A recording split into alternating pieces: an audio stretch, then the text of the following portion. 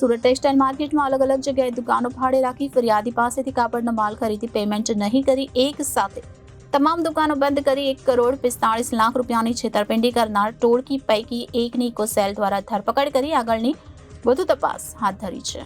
સુરત દેશનું આર્થિક પાટનગર કહેવાય છે. ડાયમંડ અને ટેક્સટાઇલ ઉદ્યોગ મોટા પાયે ધમધમી રહ્યો છે. ટેક્સટાઇલ માર્કેટમાં કેટલાય લેભાગુ તત્વો દ્વારા માલ ખરીદી ઉઠમણું કરવાની છાશવારે છેતરપિંડીની ફરિયાદો સામે આવી રહી છે. સુરત પોલીસ કમિશનર દ્વારા આવા ટેક્સટાઇલ માર્કેટમાં વેપારીઓ સાથે છેતરપિંડી આચરનાર આરોપીઓ વિરુદ્ધ ગુનાના કામે આરોપીઓને ઝડપી પાડવા તેમજ કાર્યવાહી કરવા ઇકોસેલને સૂચના આપવામાં આવી છે. થોડા દિવસ અગાઉ 3 વિસ્તારમાં રહેતા અને લસકાણા ખાતે કૃષ્ણ ઇન્ડસ્ટ્રીઝમાં લો મશીન ચલાવતા વેપારી બિપિન ગોરધન ગાબાનીએ તેમની સાથે થયેલી છેતરપિંડીની ફરિયાદ નોંધાવી હતી.